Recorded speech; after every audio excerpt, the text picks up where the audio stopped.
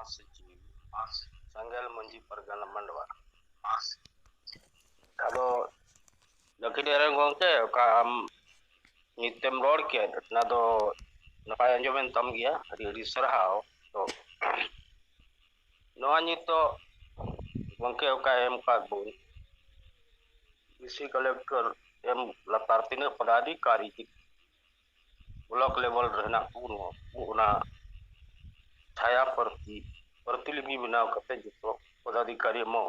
ना दो तेन जिलार दले एम का तेन दो पाकुड़िया प्रखंड वीडियो थाना परवारी और प्रमुख उनको को तेन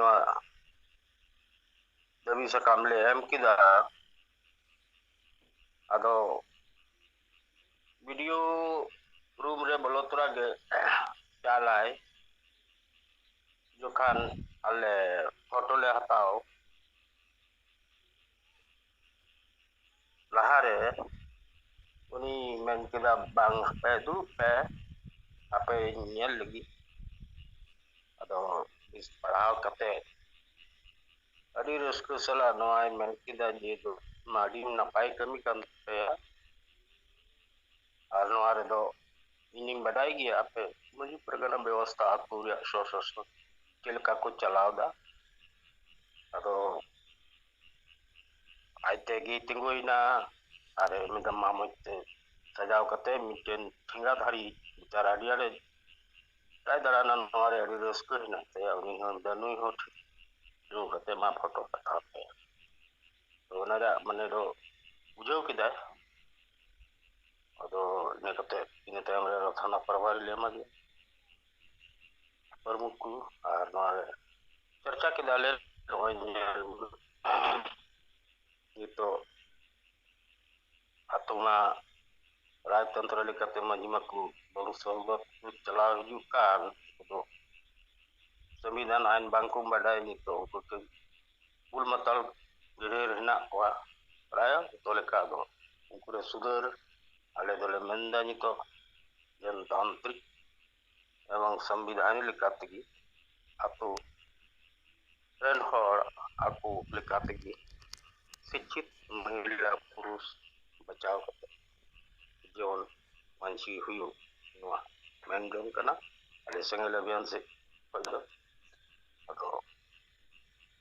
मान कागे अरो रहोई तुनी बरलो दो और अपना मासूर प्रखंड तीन बाकुड़ जिले रे ना नोआ तो सिलसिले भर आले लगाओ वकान और तेंगे ने गलमरा हुई ना ले एंडविल लगी रहो माजे तो कुत्ते बुन गोड़ो और नोआ मोटर दो बांग बुझेव दाड़िया कना मा अदो जितो जतो दुकान और पब्लिक को जो ना हैंडबिल दो ढेर चढ़े बुन असनावा अदो आ गमके एनका अनम नोआर ले तहे कना सुलेमान किस्कू रंजीत टुडू रविलाल किस्कू गोमस्ता टुडू फिलिप सोरेन आरादी मदन मुर्मू गे और को तो मा कमी गड़ी जोर सोर तगी पाकुड़ जिले दो एक चलुईना इन मदन मुर्मू मैसूर पाकुड़ झारखंड अंतर परगना परमंडल महासचिव मैसूर संगल वीडियो माजे तो गे यार लकी नारा गोके आंजम न से बांग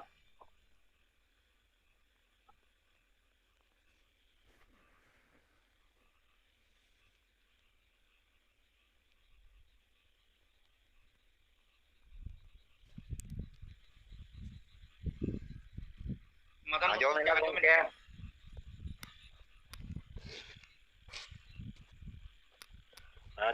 ठीक है मजवार